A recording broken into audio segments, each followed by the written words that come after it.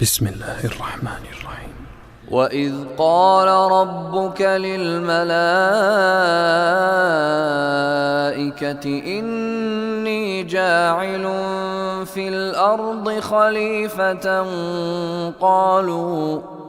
قالوا أتجعل فيها من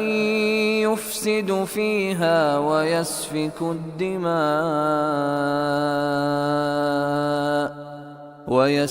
الدماء ونحن نسبح بحمدك ونقدس لك قال إني أعلم ما لا تعلمون وعلم آدم الأسماء كلها ثم عرضهم على الملائكة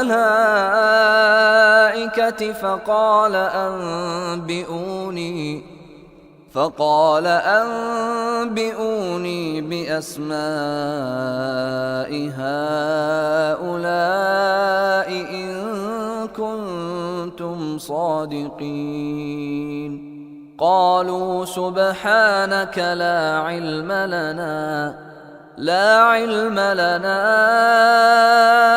إلا ما علمتنا إنك أنت العليم الحكيم قال يا آدم أنبئهم بأسمائهم فلما أنبأهم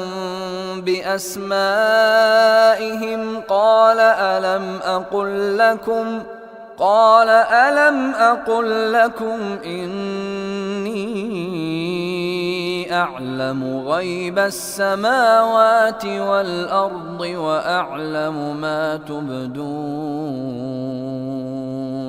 وأعلم ما تبدون وما كنتم تكتمون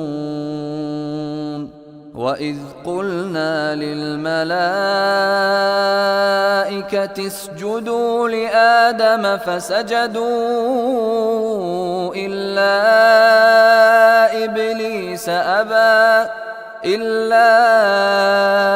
إبليس أبى واستكبر وكان من الكافرين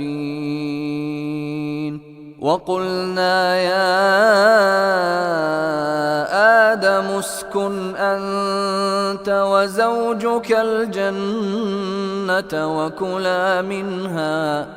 وكلا منها رغدا حيث شئتما ولا تقربا هذه الشجرة فتكونا من الظالمين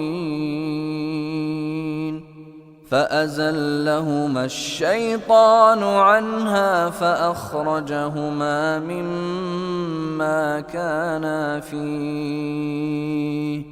وقلنا اهبطوا بعضكم لبعض عدو ولكم في الأرض مستقر ومتاع إلى حين فتلقى